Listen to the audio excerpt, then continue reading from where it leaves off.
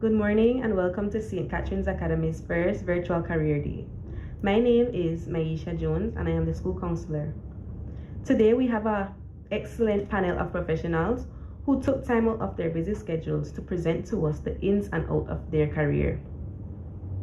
Sophomores are being tasked with choosing their majors, and we are hoping that these presentations will help them to choose a major that will be the foundation for their future career. Before we start, I want to ask that we would open in a word of prayer.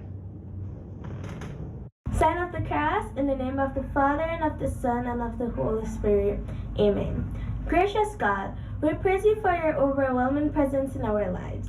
As we search for a career, please help us find joy and peace in this journey. We know your plans are good for us. Help us rest our faith in you. During the challenges, may we remain loving to your will. During the good moments, may we rejoice together.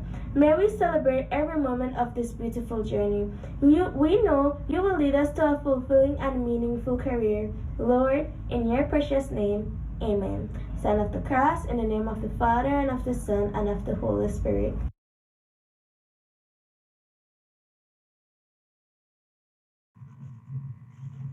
Good morning. Thank you for the opportunity to speak to the young women of St. Catherine's Academy. My name is Dr. Emile Charrington, and I'm here to talk to you a little bit about my own path to becoming an environmental scientist. I'm just going to give you a quick overview about myself, about some of the things that fit into being a scientist, educational requirements, opportunities, rewards, salary scale, and some of my concluding thoughts.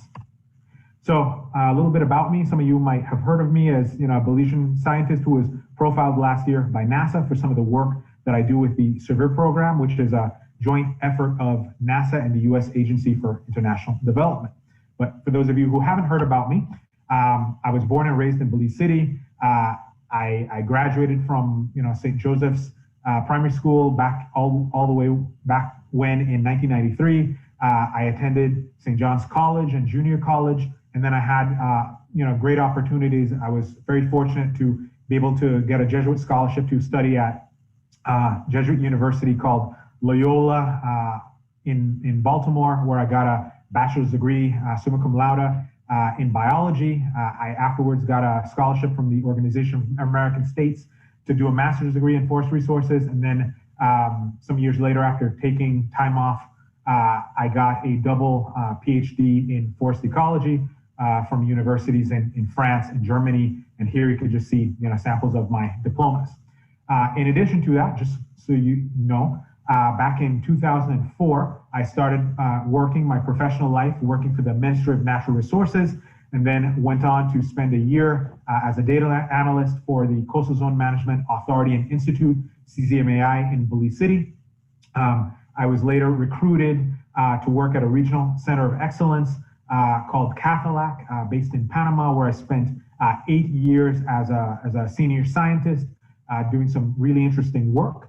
And then after having finished my PhD, I came here to the US to work for the University of Alabama in Huntsville, where I'm detailed and function as a scientist supporting, again, NASA Sophomore.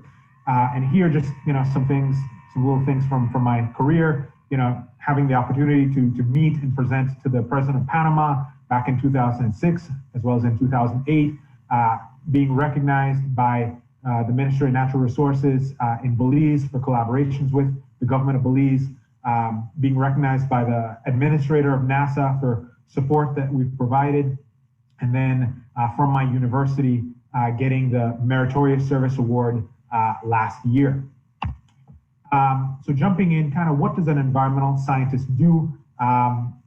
The field that I'm in is called Earth System Science, but it's really environmental science, and we study the Earth as different aspects of an interconnected system. And Earth System Science combines geography, biology, ecology, chemistry, physics, hydrology, soil science, and more recently there's a new science called data science, and that's really linked to what we do.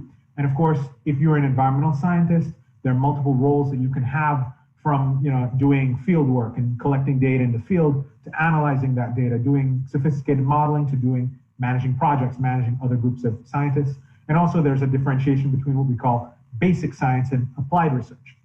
And within Belize, there are great examples of scientists renowned scientists, people I'm proud to know who work in government departments like CZMAI, where I used to work, the Department of Environment, the Forest Department, the Met Service, to people working in NGOs like the Wildlife Conservation Society, the Audubon Society, tied to working in the university, like the University of Belize, to those working at our own Center of Excellence, the 5C Center in Bonpan, to scientists who are also working for industry in the banana industry, the sugar industry, the citrus industry. And of course, scientists might be working in academic fields, but they might be working outside of academia. And in terms of some of the backgrounds or skills that scientists should have, in terms of environmental science, you're going to have a familiarity with multiple areas. Data analysis is huge, is one of the requirements of our field. And of course, being able to communicate the science you're doing in a written way, that's also a necessity. In terms of just traits that scientists have, we're people who are inquisitive about the natural world. We look at things and we wonder how that works, how trees are filtering water, or what might happen if we make, changes in the system. Like, what will happen if we put a sugarcane field in the middle of the country and develop an industry there? How might that impact, water quality in other parts of the country?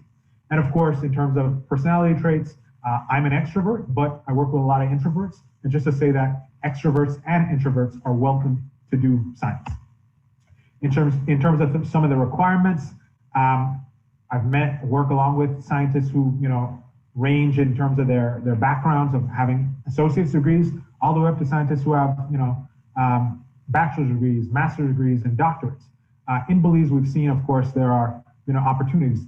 Scientists might come in, out of school with only an associate's degree, but then, they get an opportunity afterwards to, get a scholarship and go on to do their bachelor's or their master's or their doctorate. And so generally in science, we see mobility that you might not see in other fields. And also to say that, however, for those scientists who are, say, managing an organization, they typically tend to have, master's degrees or higher. However, outside of Belize, PhDs are generally kind of the standard for doing higher level science. But again, that shouldn't limit you. And in terms of scholarships and other opportunities, just so you know, the whole point of kind of moving up, from a bachelor's to a master's to a PhD, it's again the idea of you're going to be acquiring new skills. So with your bachelor's, you're probably going to be doing a range of different courses to kind of introduce you to a range of things. But then as you go higher, you start to get more specialized, like analyzing satellite images and that kind of thing. And of course, just to say that in Belize, you're going to find you also have scientists who've done masters and PhDs from prestigious universities abroad, and a lot of those people have done the work, probably all of them on scholarships, because scholarships seem to be more available for people who want to do science than people who want to study business or law or medicine. And of course, because of that, there's going to be a lower chance that you're going to have to get into a whole lot of debt to do science. And in terms of my own story, I had opportunities to get scholarships through PACT, the OAS, and the Erasmus program of Europe. Some of the rewards of being a scientist: science is noble, science is really interesting, it's fascinating. It's also a frame of mind in thinking systematically about what you're doing, and it opens doors in other ways. It opens doors in terms of your career, in terms of your scholarship opportunities. And as we can see from COVID-19, science is really needed more than ever. It's scientists who are developing the vaccines. And of course, Belize needs more scientists. In terms of a salary scale, don't want to get into all the details of that, just to say that, scientists will generally live comfortably. However, what you make will depend on you. There's also a distinction between scientists who are working in academic versus, commercial enterprises. Those who are working in, working for industry might, tend to make more money. However, also what you're able to make is proportional based on, the level of education you have, as well as your years of experience. So again, not a bad thing to go for that higher degree. And to wrap up, just to say, I'd encourage you to have goals, have a plan, have an idea of, what it is that you want to do. Do you want to be a chemist? Do you want to be a physicist? Do you want to be a biologist, an ecologist? And also, have a mentor. Ask advice from those who've gone into those fields before you, whether it's, from that, the NRM professor at the University of Belize to, the head of the Wildlife Conservation Society. These are people who are going to have great advice that can kind of help you along the way. But also don't be complacent. People aren't going to necessarily look for scholarship opportunities for you. You have to be looking for those opportunities. And of course, you're in high school now. You have a great opportunity right now to get great grades. Get them now, get them as you continue, because those grades are going to determine, your trajectory and how far you're going to be able to go, what kind of scholarships you're going to be able to get. And of course, it's not going to be simple, it's not going to be easy, but the same applies to anything. And of course, you ladies are at St. Catherine's Academy, one of the top schools in the country. You're the future leaders of our country. You can do it. Believe in yourself. You can definitely do it. And I'd just like to close and say thank you for this opportunity to speak to you today. And I look forward to speaking with you at Career Day. So thank you.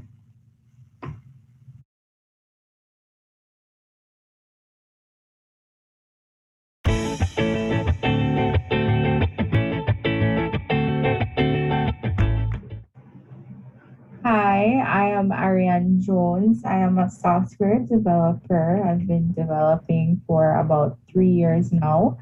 I am currently working at the Manatee County Sheriff's Office here in Florida.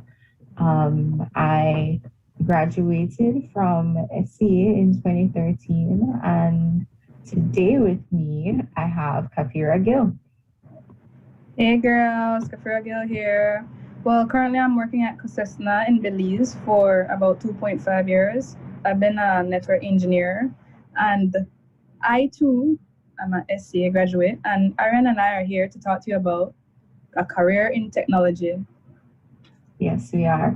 So, naturally, when you're trying to decide your path that you're going to go on, a part of that decision is what school you're going to go to and, having that educational foundation. So, we're here to encourage you to go for your bachelor's degree in anything computing, but you can get a job with a minimum of an associate's degree. So in Belize, you have Wesley Junior College, you have SJC, JC, and you have UB, who offers associate's degrees in computing.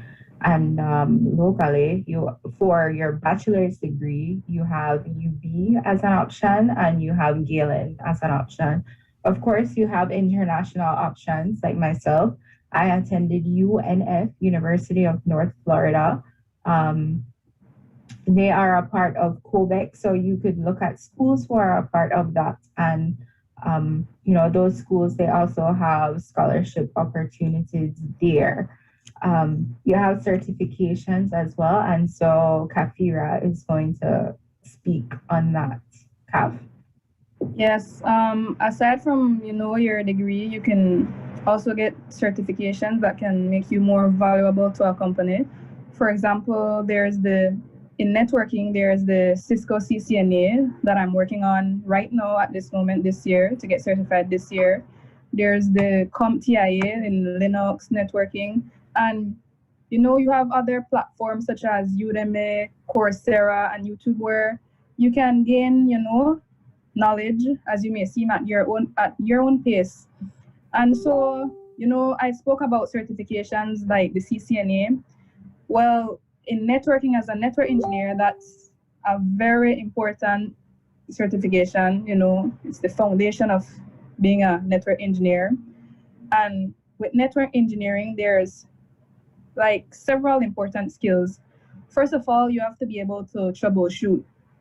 You have to be able to deal with problems before they arise. You have to be able to solve them quickly. As a network engineer, the most important thing is networking. Networking includes routing, where you determine how information reaches its destination. You have switching, you have security. Now, security is an important part of any section of IT that you decide that you will be in. So security and the Internet of Things, basically how all your devices are connected. So But being a network engineer, those are three of the main skills that you need. And Ariane will speak about in software development. Yeah, so like Kaf mentioned, I'm a software developer, and that's a separate entity, but it's also very much under the umbrella of IT. So with that, problem solving is a skill that you need to have. Software just, it assists in solving a problem. It's not the solution to your problem. With development, you have to be able to write to databases, pull information from databases. You create applications in languages such as C# or Java or Python. It's a very comprehensive skill set, but very much I'd encourage you to come and join this. So along with technical skills, you need to have soft skills as well. There's this stereotype that IT or someone in IT is just this guy sitting behind a computer in a dark room with lights, and they just, type away on their keyboard or they're hacking. That's not the case, Look, Kaf and I were clear examples of that. I don't think any of us are hackers, but, we are in this space of technology and we love it. So, Kaf, being in this realm, what would you say are the rewards and benefits of, choosing this career path? Well, first and foremost, I think that a career in IT has the best rewards. And some of them are you're a lifelong learner. You basically continue to learn every day. There's something new every time. Technology continues to evolve, so you have to keep learning to stay relevant in IT. That's very true. In terms of, COVID, everyone wants to work from home. So with IT, you have the ability to do remote work and your schedule is very, very flexible. Also, you'll never be out of a job. Let's put it that way. Yep. I was just going to say that there are many career options in IT. Like if you scroll Facebook, you'll see about out of 15 of the job opportunities, 8 of them are for a career in IT. So IT has many rewards, many benefits, but the most important, which is why I think everyone decides to join IT, is because of the pay. Mm-hmm. And Ariane, tell us about the pay. So in Belize, the base pay. So as you graduate and you're ready to hit the ground running, you could start out at $20,000 per year salary. And of course, as you get years of experience, as you move up within an organization and, get different levels, or, we mentioned certificates earlier. Certificates add value to your name and to that degree that you have gotten. So at a managerial level, you could get 50K, so girls, we're here to encourage you to go into this career path of IT. It's, like Kafira mentioned, you're constantly learning. You are constantly developing your skills. You are a necessity to society at this point. In every company, every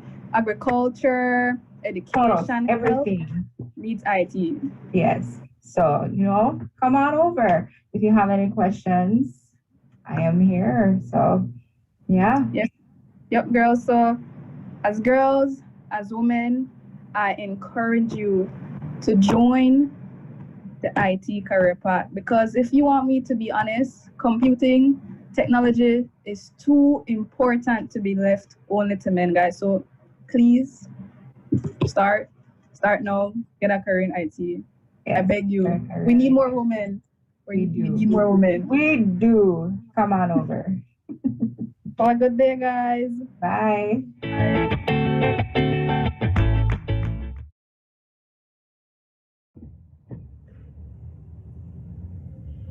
Good morning, STA girls. My name is Martine King. Thank you for giving me 10 minutes of your time today. I'm a little bit nervous because, doing the whole video thing, well, I feel nervous, right? But nonetheless, let me get on with our business for today. And that's talking about my profession, which is counseling. It's called psychotherapy, it's called therapy. I most of the time refer to myself as a psychotherapist, but really the terms can be used interchangeably. I think what I'd like to do with our 10 minutes is talk a little bit about how I ended up being a psychotherapist, what the field is like in Belize now, and maybe some of the challenges and benefits that you can expect. And so when I was in high school, like you all, what people would always often ask me is, what do you want to do when you grow up? And the only thing I knew consistently was I wanted to help. I didn't quite know what that would look like, but that just kept surfacing for me. I want to help. I want to help. I want to make a difference. Now, a part of that is also because I was quite the troubled teen to a large extent, and there was a lot about myself that I was trying to figure out and I was trying to get a handle on. And so I think apart from wanting to help others, it was also an urge to help myself. And that's often a running joke in the psychology field, that those who are counselors and therapists are the ones who most need help. And yeah, sometimes it's true, because no matter what, and I have learned a lot about human emotions and human behaviors and how to navigate life in a more structured way. I am human, and that means that even at my age, I continue to make mistakes, I continue to learn. And so definitely in this profession, just because we have learned about human behaviors and human emotions doesn't mean that we are exempt from being humans. We are still 100% human. And so I think that's important to know, because oftentimes the expectations of someone in this field can be unrealistic unless you're in it and you realize what it's like. So I hope to shed some light on that today. So I finished sixth form here at SJC, and then I went away and I did my bachelor's in psychology. And so that I learned a lot from that, obviously. And I came back and I got a job at St. John's College. I was really grateful, because if you're a new counselor coming back to work at SJC, especially 10 years ago or 12, 13 years ago, was like the ideal job. They had a counseling center, and that counseling center saw students from SJC High School and SJC Sixth Form, and it was about 3 counselors. And because I was new in the field, I was required to go through a short counseling program at UWI. The first one was the Intro to Counseling, and the second one was the Advanced Counseling. And then when I started actual work at the SJC Counseling Center, I was supervised. What does that mean is, because I was a relatively new counselor, they would start with giving me the least complicated cases, and then I would sit with my supervisor, who was another counselor there, who had more years of experience and education. And that counselor would guide me through the ins and outs of being an ethical, open-minded professional counselor, right? Because in counseling, there's a need to draw boundaries. So for example, one of the first things you need to know about me when you come to see me is I'm not going to give you advice. I'm not going to tell you, well, you should do this and you should do that. That's really a huge no-no in counseling. We can talk about situations, we can talk about suggestions, recommendations, and so on. But for me to tell you, oh, well, you need to do this or you shouldn't do that, that's not going to happen. And if it's happening, I think if you are working with a counselor who has that approach, it might be useful to really think about how useful that is for you. The idea is, at the end of the day, that you are the expert on your own life, and we are there as objective parties. So sometimes we get so caught up in our head and in our lives that it's hard to make sense of things. Here I am, an objective person outside of your life, and you are sharing your life with me. You are sharing whatever it is that's happening to you. And it helps then for me to put things as a counselor into aspects. So this is how humans work, and these are how our emotions work, and these are how our behaviors work. And now we have all this new information on how the brain works.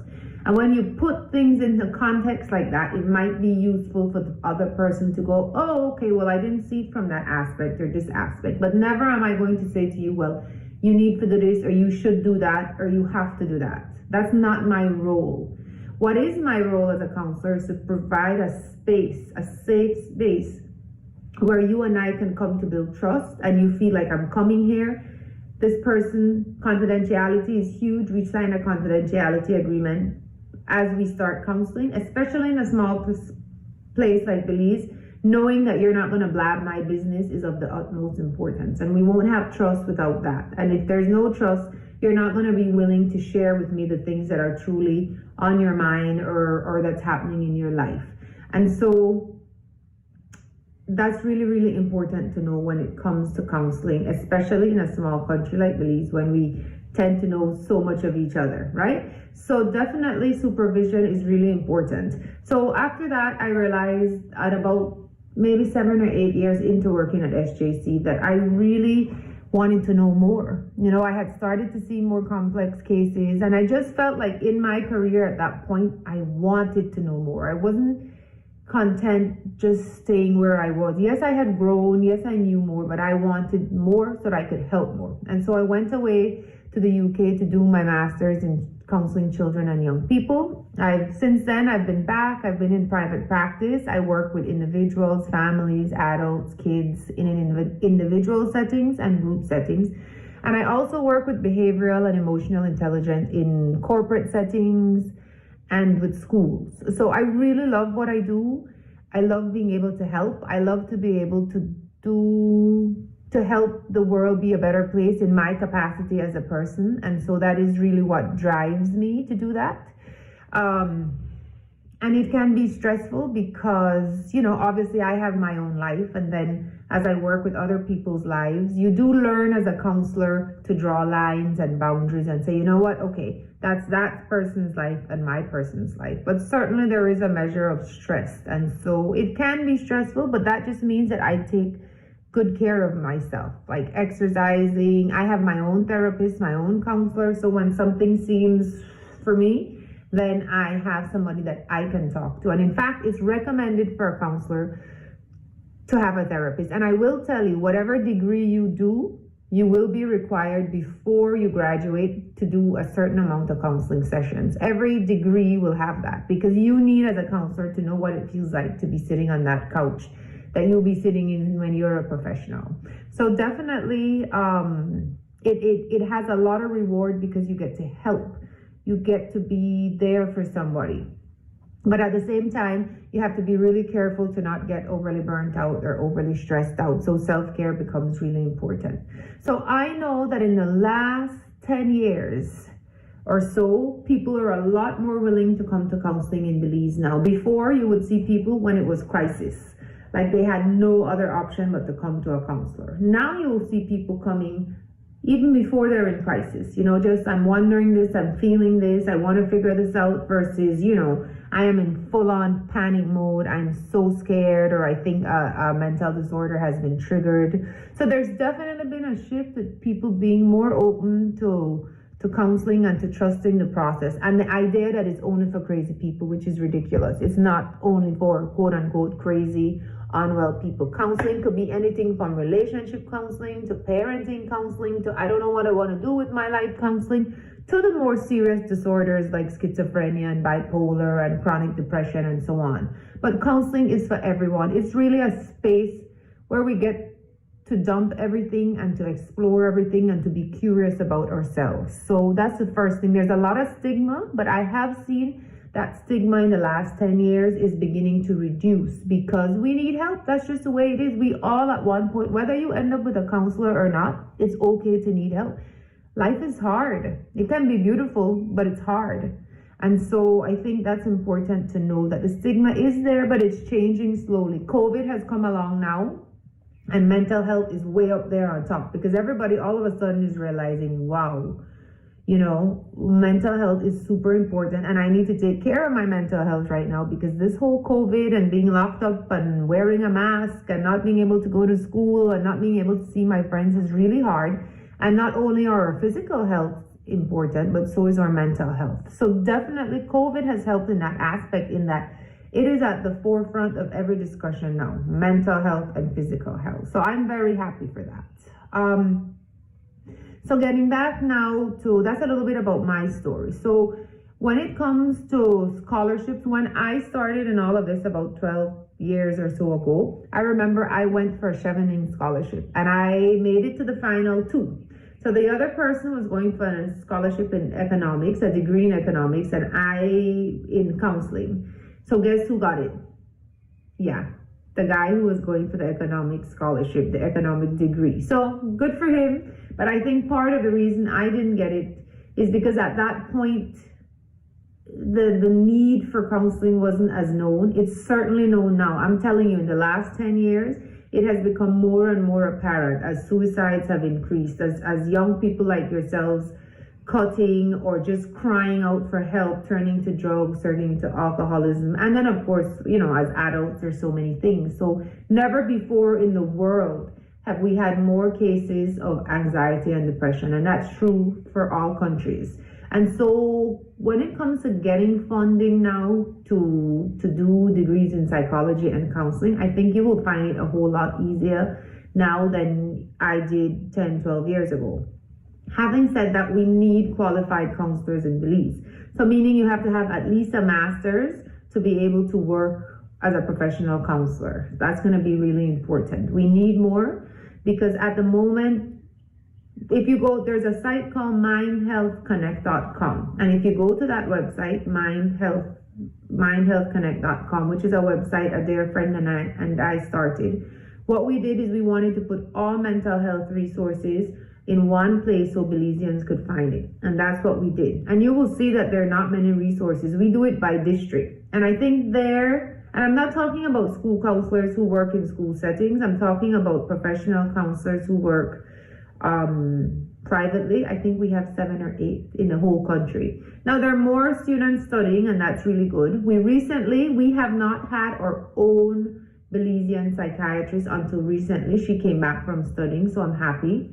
So let me tell you a little bit about that. So obviously, if you want to be a psychiatrist, you go to medical school, just like a doctor who is a gynecologist or a pediatrician. You become a full-on medical doctor, and then you decide to specialize in psychiatry, which is mental disorders.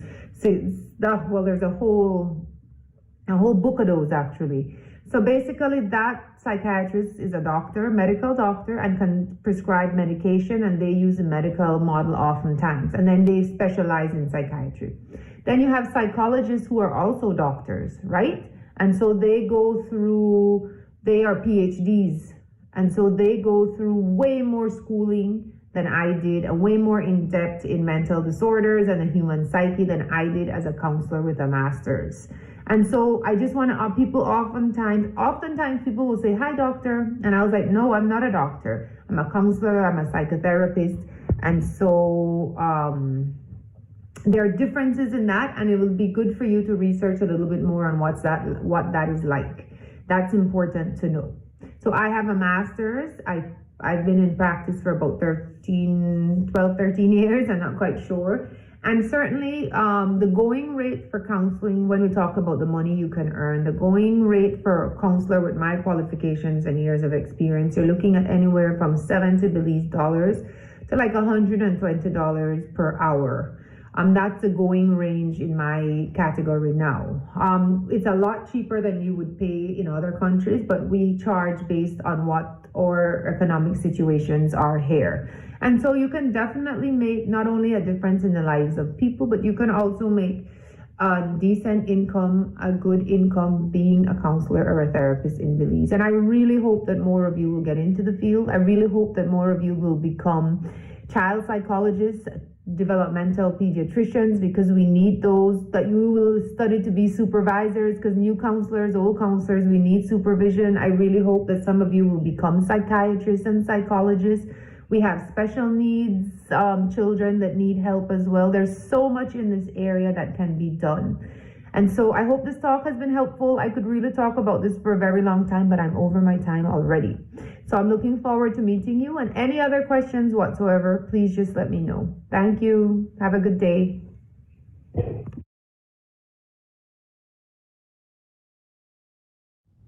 Good morning. I have been asked to, I guess, provide a little bit of insight into what it would take to become a doctor. I assume that this is also for the Belize context. I don't know if what I'm going to share with you will actually encourage or discourage you from pursuing a career as a medical professional. But I can tell you from the get-go, though, that in terms of choosing a career path in medicine, particularly as a medical doctor, it really should be guided by what it is that you would want to do and the reasons why you would want to do it. Don't be peer pressured into taking a role as a medical doctor, because if you are not really up for it, and this is again my personal take on it, as a clinician, as a trained doctor, is that I think the people who fare off better are the ones who are really passionate, who really want to do it out of providing service for others, and that should be your key driving force. It shouldn't be done, as I said, as a result of peer pressure, or because you want a certain status in society, or because being a doctor is considered to be having achieved a level of success in your life. If it's not meant to be, then I guess it's not going to go down that pathway. So how long did it take me to get here? And then I'll give you a brief snapshot in terms of working public and private sector in Belize. I did high school in San Ignacio, Sacred Heart College. So you already will know that that's 4 years of high school. I did do 2 years of an associate's degree program in St. John's in Belize City. I did 3 sciences: biology, chemistry, and math. Some schools in Latin America do not actually require that you do further studies after high school. You can go on to medical school without having done that associate degree program. When I went to Mexico, where I trained, it was a requirement, so I had to do those 2 years. I can tell you I wasn't sure where I was going to go. I was fortunate enough to have gotten a scholarship from the government of Mexico for my medical studies. I am not so sure those scholarships exist now, but it always would be good if you can check up with the relevant embassies to see if that is supported. I was supported in my 7 years of medical school, as I said, by a Mexican government scholarship, the Ministry of Foreign Affairs of Mexico. So the way medical school works is, at least in Mexico, is you do 10 semesters, which is 5 years of classes where you go to school. In Mexico, you split up the day, so you start classes usually at 7 in the morning and finish at 1 p.m. So it's 6 straight hours with no real break in between. And then you would have the 1 to 7 p.m. shift, which means that there's another shift of school classmates that will go from 1 in the evening to 7 p.m. That's for the first 2 years. In years 3, 4, and 5, you start doing clinical rotations, which means that half of the day is spent in school and the other half day you're doing rotations in different specialties of medicine, surgery, cardiology, gastroenterology, and all those other subspecialties as you move along. After completing 5 years of medical school, you get what's called a bachelor degree of medicine and bachelor degree in surgery. In Mexico, you have to do 1 year of internship, which is done inside a hospital setting, where you do shifts every third night, which means that out of the 365 days, you will spend approximately 120 nights inside a hospital. And the shift for us would be, you start at 7 o'clock in the morning, and you come out the following day at 4 o'clock in the afternoon.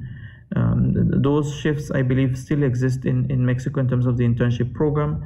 It is very, very intense. You get to see patients in real time, and you get to rotate through the different key areas of medicine.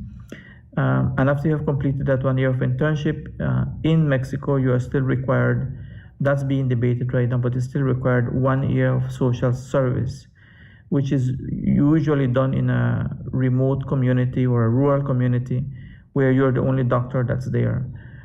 Because I was a scholarship recipient, I was not sent to a rural community. I did my 1 year of social service inside the university clinic. I was a doctor for the university students for that year that I had to do my social service.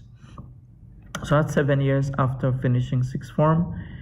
I stayed back in Mexico to do my specialty. My specialty is in internal medicine. That took me 4 years. That's also a very intense rotation. You practically are living inside a hospital for 4 years. For the first 3 years, you're doing shifts, the same thing as your internship, which is every third night. And in the fourth year, your shifts are like once every 5 days or once a week. And out of that last year, you do 4 months in a bigger hospital. The community where I did it was a city of 110,000, which is bigger than Belize City. But you are the internist for that public hospital, or depending on the specialty you are doing.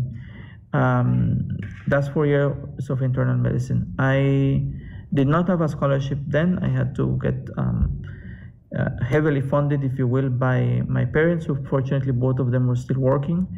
And so once you add up those years of school, that's 11, almost 12 years that I lived in Mexico. So in your specialty, you do it inside a hospital, but you are graded, or your exams are coordinated through a specific university. So it's the university that will give you your educational title, and the hospital where you do your training is the one that will give you your papers that you have done the 4 years of residency inside a hospital setting. So you can tally the years of how it's going to take you to get there. And then if you want to do a subspecialty, it may be 1, 2, 3 years, depending on what you are doing. I do know that scholarships are still offered for specialty programs in Mexico, but I am not seeing Belizeans actually going to do specialty programs in Mexico. It is very competitive. You have to sit an exam with thousands of people. And it's not a failing exam, but it's rather whoever scores in the top 5% usually is the one that goes in. So you could have, there's only certain, when I did my training, there was only 400 slots available to do internal medicine. So the top 400 people got in. So you could have gotten a 98 in the exam, but if there were 400 people on top of you that got higher than you, those are the people that go in. That is still the same process being used in Mexico. It's very selective, very competitive, and it is like a military school, at least in my point of view, those 4 years. I have subsequently done a master's degree in global health policy with the London School of Hygiene and Tropical Medicine, an online platform because I like to study. And I'm currently doing another degree in global bioethics through a Mexican university, also online. Now, I'm saying this because if you're going to be a medical professional, you would really have to study every day. If you look at the current COVID-19 pandemic, there's a wealth of information that comes out every day. So you really need to study every day, even when you have finished your formal educational session, and you have to continue to do what's called continuous medical education. If you do a specialty, if you're going to go into the medical field, I can tell you that you can survive as a medical doctor without doing a specialty, but more than likely, my point of view, being in the public sector and knowing how the private sector works, is that it would be best if you could go to rural communities where there's not that much access to medical doctors. People are choosing to do a specialty. Unfortunately, most of those will have to stay in the more urban areas if you're doing medicine in that light.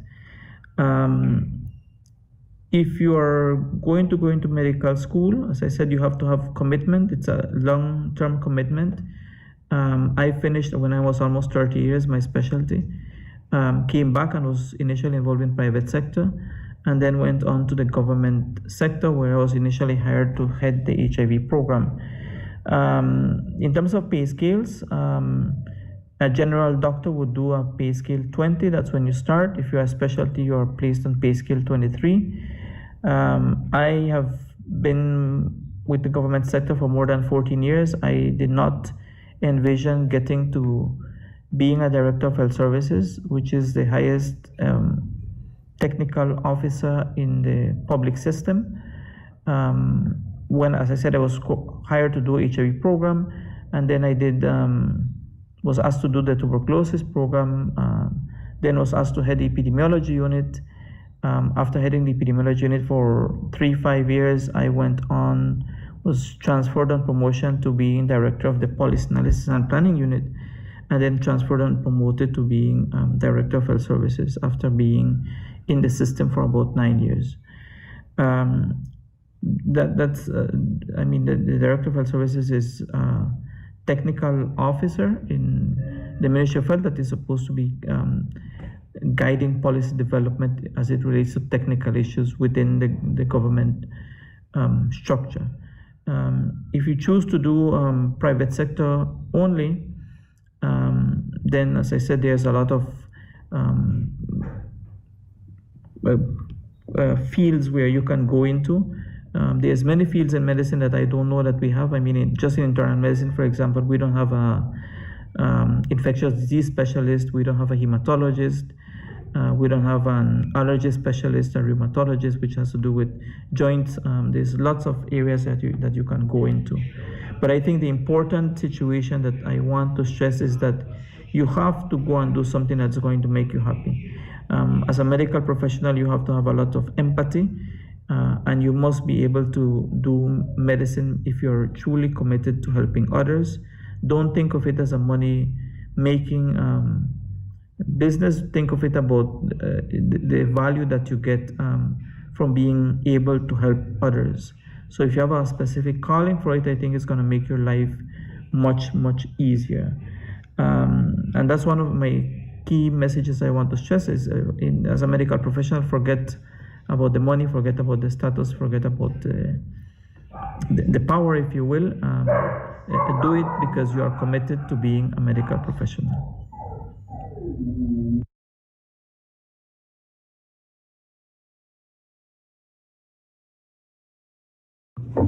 Hello SCA girls, and welcome to Career Day 2021. My name is Miss Rhiannon Ramdas and I am a social worker. So to dive in a little bit about my background, I first started my education at St. John Vianney Primary School. I then moved on to Palate High School, where I got a diploma in academic arts.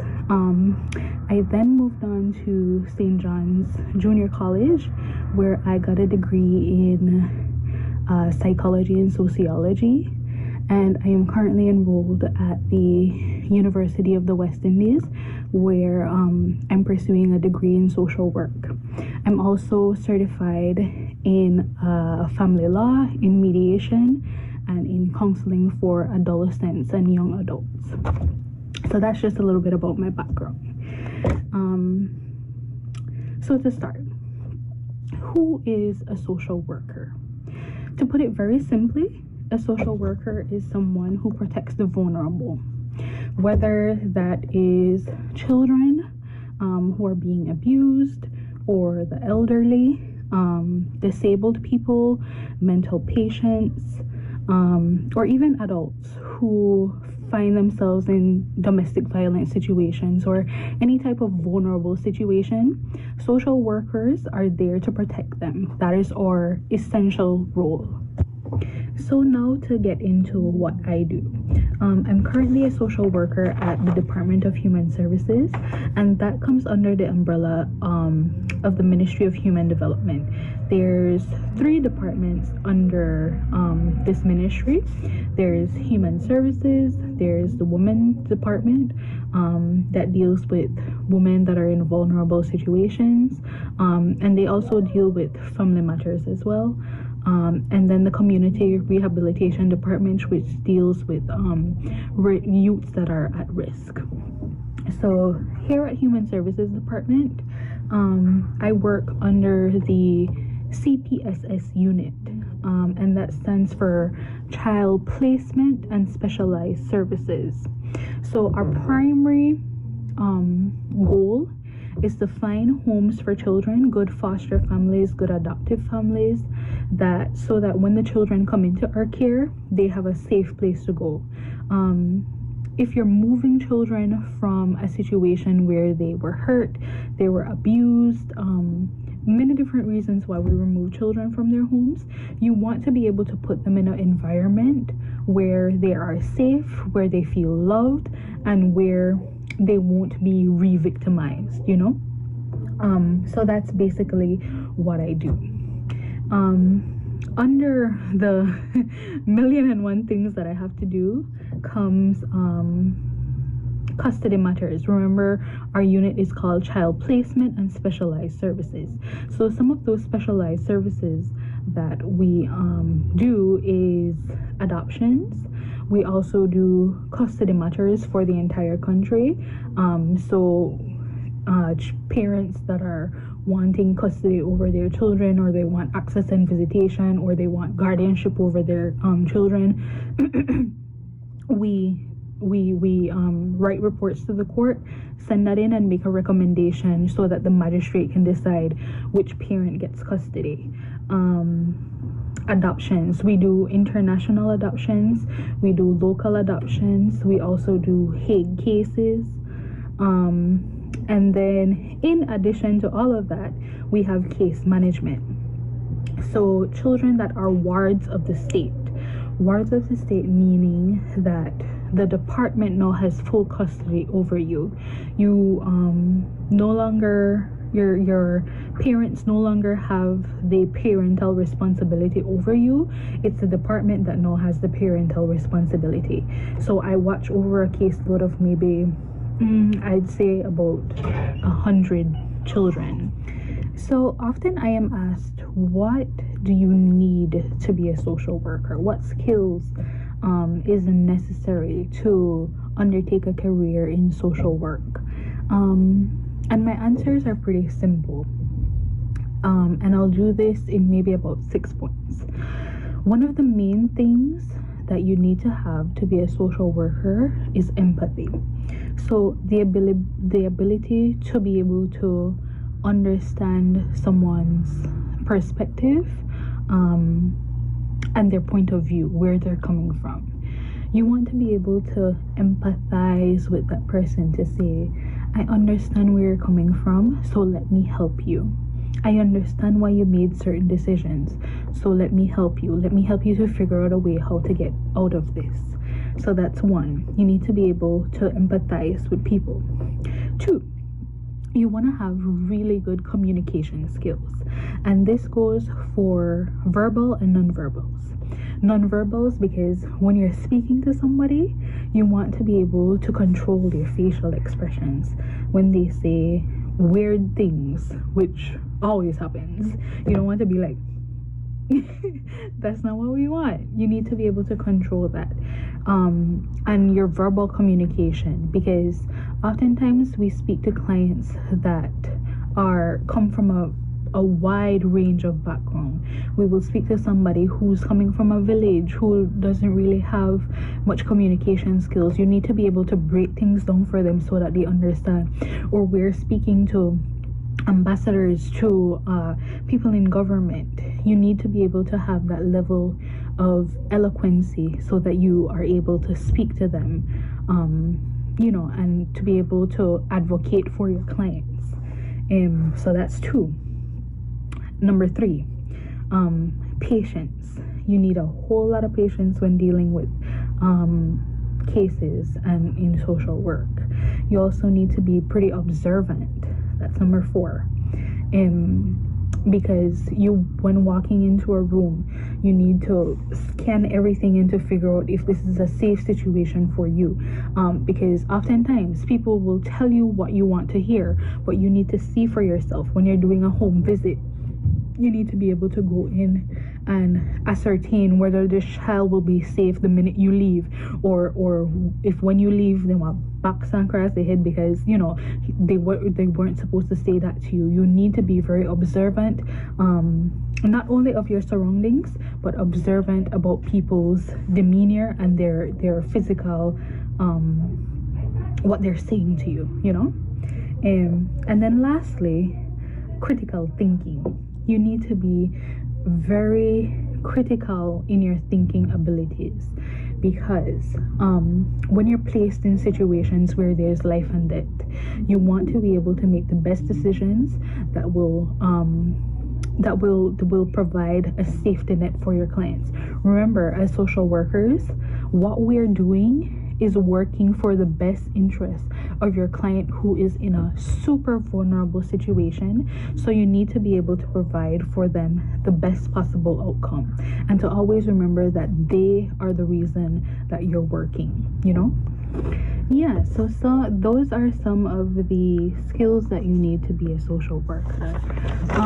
Thank you guys for listening to me, for giving me the time to be able to talk to you about the career that I love, that I would choose over and over again, because it's such a fulfilling career. And don't ever get me wrong, because it's one of the most demanding things that I've had to do. Because oftentimes we work weekends, we work very tiresome nights. You don't get to spend a lot of time with your family, but it's all for the greater good of society. And if you have a love for your country, if you have a love for counseling, for speaking to people, and if you're really trying to make a difference in this world, I think that social work is absolutely one of the best avenues that you can do that. So thank you, SCA girls, and I hope to see some of you pretty soon in this career path, and I'm sure we will meet up, and I'm waiting for you. Have a good day.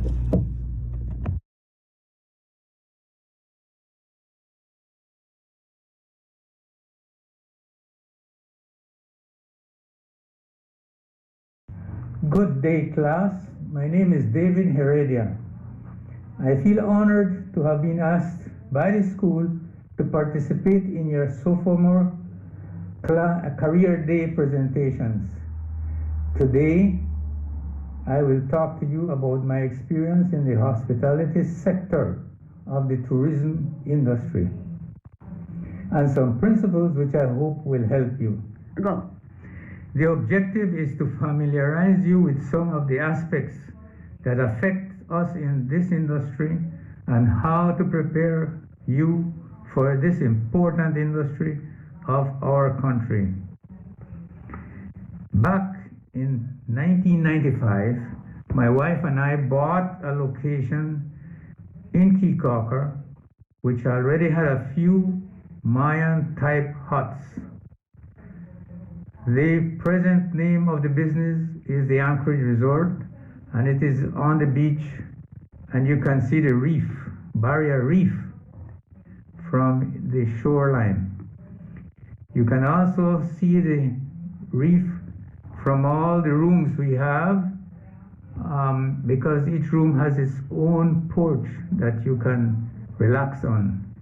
You can access the Anchorage Resort at booking.com and also in the Yellow Pages.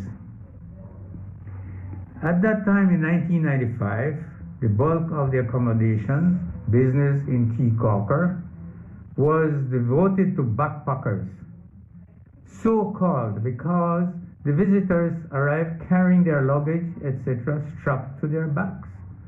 They also traveled on very restricted budgets. Also, the level of convenience on the island was inadequate and rustic. If you need to develop a vision for your business or enterprise, very likely you have to draw on your spiritual resource, and as like Moses, you have to consult the burning bush. Meet the demands for a better market. The new vision therefore changed to accommodate the middle-income travelers, tourists from the more developed countries. After all, it is basically an export industry. Our mission therefore changed to develop higher quality facilities to attract this type of traveler and to offer a better service and adventure into the island. We therefore conceived a master plan of the ideal development we would like to take place. To this end, I worked to do this transformation for 6 years. Sorry to say that because of monetary and personal constraints, this plan is far from finished.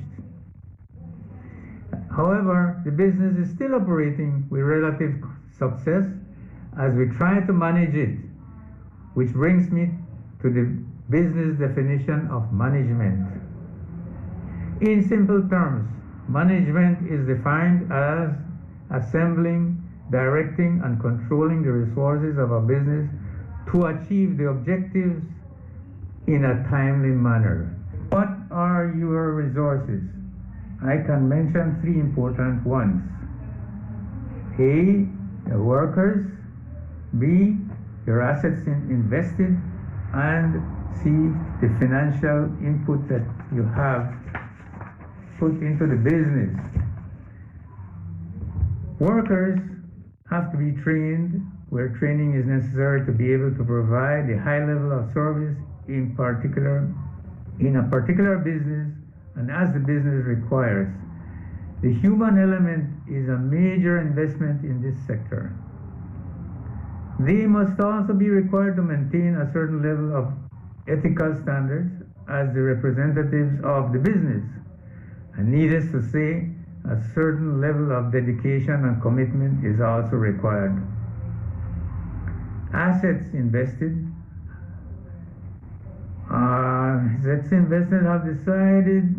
Having decided your vision and mission of the business, investments in physical assets where necessary are to be made to support the vision if there is to be any success achieved. I have to state here that the accommodation sector of the tourism industry is a capital-intensive business. The financial resources also will either be personal or borrowed. If you have to borrow, the financial institutions will demand security and usually a property of the borrower. In the area of controls, I can mention a few things necessary to be done. It is necessary to have a financial accounting system set up in order to show if you are making a return on your investment and also to make you aware of how you are managing the asset to meet your objectives. Other non-financial controls are necessary in order to safeguard the assets of the business. For example, stock controls, maintenance controls, etc.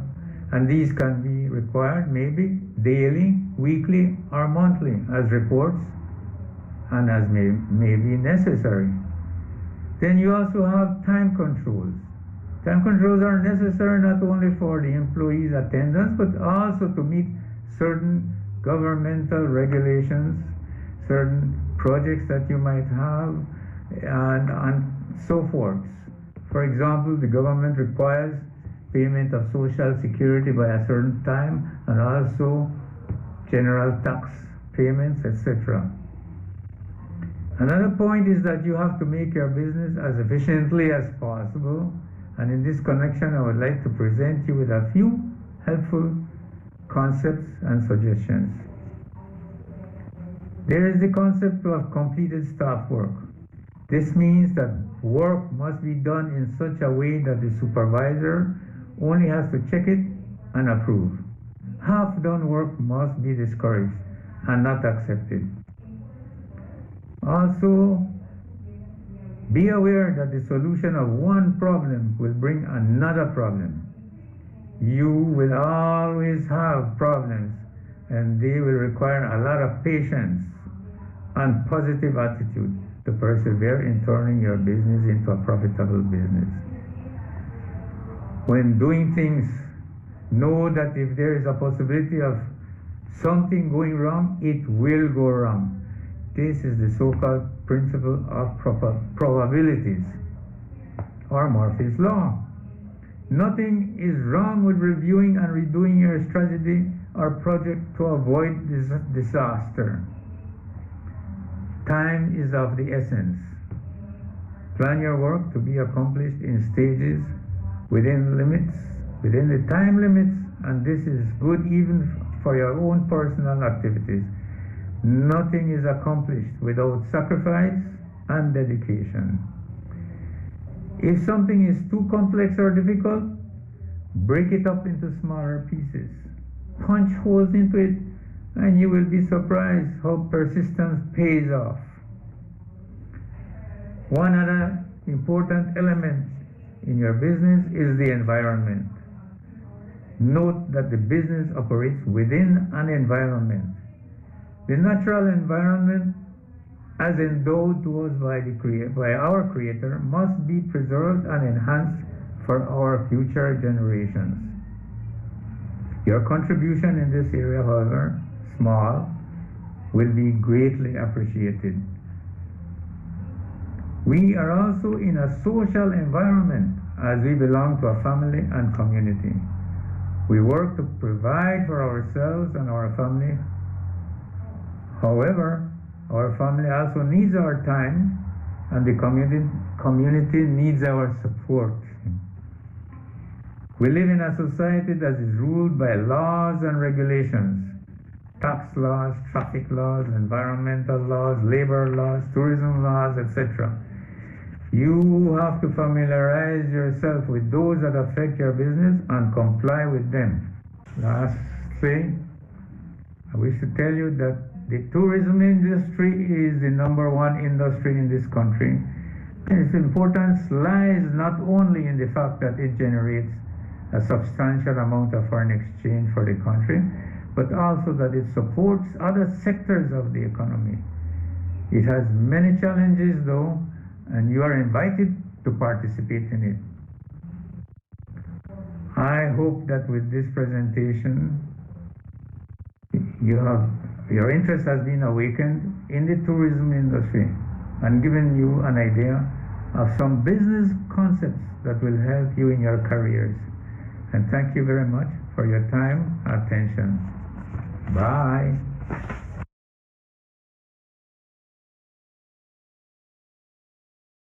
Good morning, one and all. My name is Shatifa Garbat, and I am one of your guest speakers this morning for your Sophomore Career Day. To give a brief description of who I must first start off by saying I am the founder and owner of Naturally Belizean and a couple other small businesses.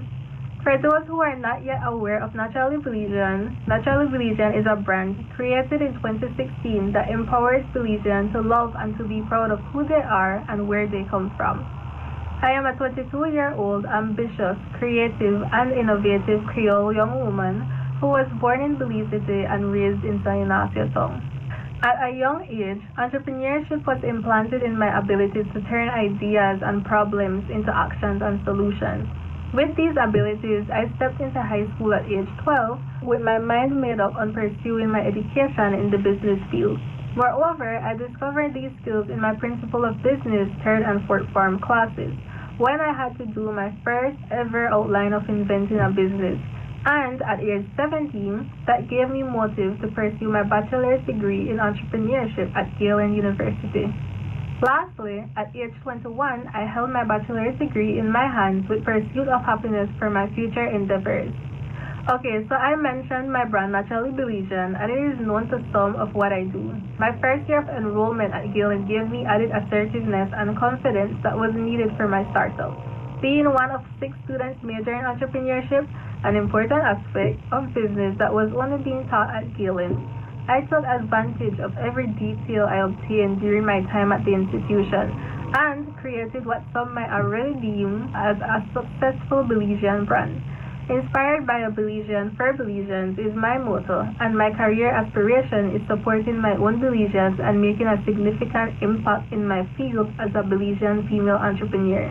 The advantage I realized I had in this field of studies allowed me to become the youngest entrepreneur in my family at age 17. At age 18, I was managing and controlling the daily operations of my family's new venture in San Ignacio. And at age 21, I created my second business, Glow by Shatifa, as some may know as my handmade ring lights. I would like to say that my reward is inspiring youths and upcoming entrepreneurs to start their very own small business.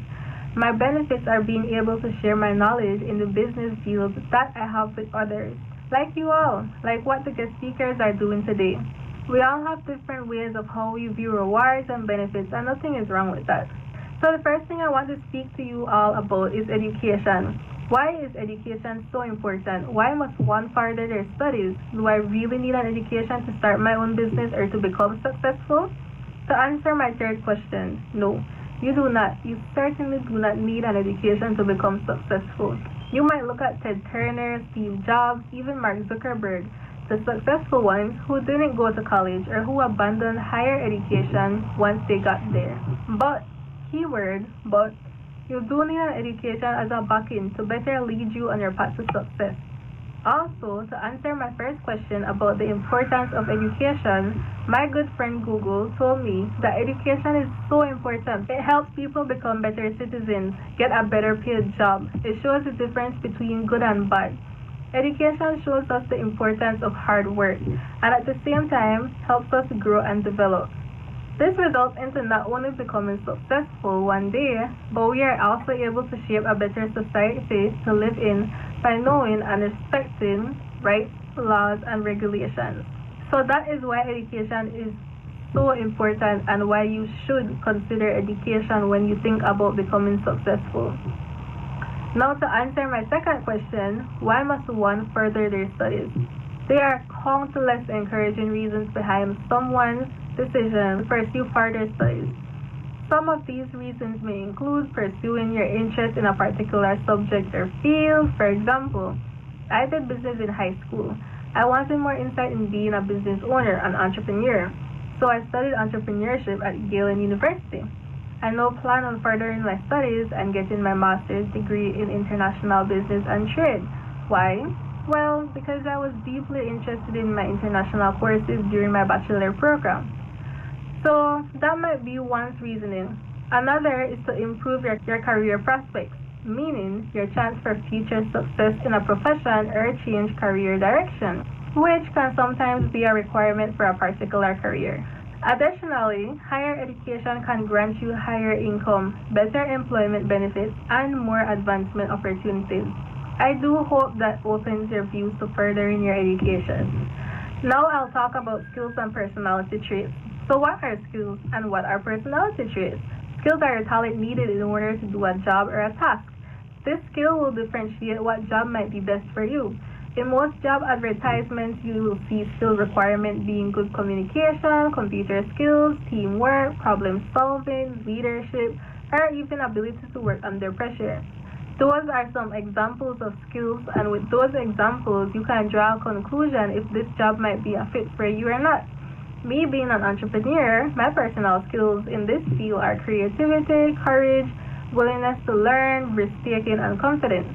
No personality trait reflects one's characteristic patterns of thoughts, feelings, and behaviors. For example, being honest, taking responsibility for your actions, being optimistic, self-disciplined, and so on. Some of my personality traits are self-motivation, discipline, risk tolerance, and vision. Some of these personality traits you must have in a working environment. Why? Well, ask yourself, would you want to work along with someone who is dishonest, who doesn't take responsibility, unreliable, careless? Would you? No, you would not. So it is good to figure out what your skills and personality traits are at a young age before you enter the working environment. Also, to find out how you can better these skills and traits, by doing so you can improve your personal development, right? So a couple minutes ago, I mentioned that I will pursue my master's in international business and trade. Yes, I plan to do so, but with the backings of a scholarship to Taiwan, if I am accepted. Parents always say to us at a young age, go to school, do well, get a good job, but sometimes they fail to mention that going to school and doing well can give you countless educational opportunities, one being scholarship opportunities. During my 4 years at Gillen, I have seen people go to Canada, Germany, Taiwan, even to the Caribbean to further their studies on a scholarship opportunity that was presented to them. It's not always about going to school to get a good job, but in between all of that, educational opportunities present itself and it is your right to give them a try. Don't pass them up. Don't say, oh, that's a long process, I know I have to go through all of that. No, try. How will you know if you do not try? I always try to encourage others to do well, to take the risk, to jumpstart. But I guess that's just me as an entrepreneur. I love risk. How will I know if I'm good at something if I don't try? If I avoid it every time it is presented to me, how will I know? A lot of you may know my personal brand image on the media. All the photos I take, the videos of me packaging orders, and so on. But a lot of you might not know that I am actually an introvert. I am super shy and I am terrible at public speaking. But this year, I decided to stop passing up talking to students, doing interviews, and so on because I wanted to better myself. I have passed up countless educational opportunities during my studies because of my fear. But this year, my goal is for betterment and self-development because that opportunity might not always come back. It might not always be for you. So try. Try each time it poses in front of you. Take every educational opportunity there is for the betterment of yourself and your studies. Never give up. You didn't get it this year? Well, try again next year. That's how you build on courage. Now, to end off my discussion, I will say that nothing comes easy. Not everything is handed to you. You must work hard enough that one day you don't have to work hard again. You cannot be afraid of taking actions, losing, taking risks. If you fear to do any of those, then you are already at a loss. I have established myself as a Belizean influencer in business and lifestyle. Being a young and determined business person earned me opportunities to work with other leading small business owners, being nominated for youth awards, speak to and inspire youth about the benefits of entrepreneurship, and also partner with sport franchises to promote youth in sports. I have plenty more to do and plenty more to offer to Belize, and you do too. And I will pursue to not only be the best entrepreneur, but also a brand owner that cultivates national pride. I wish you the best in your future endeavors, and if you ever need any help or business tips, you can contact me at any time. Thank you for having me this morning, and do have a splendid day. And remember, stay safe.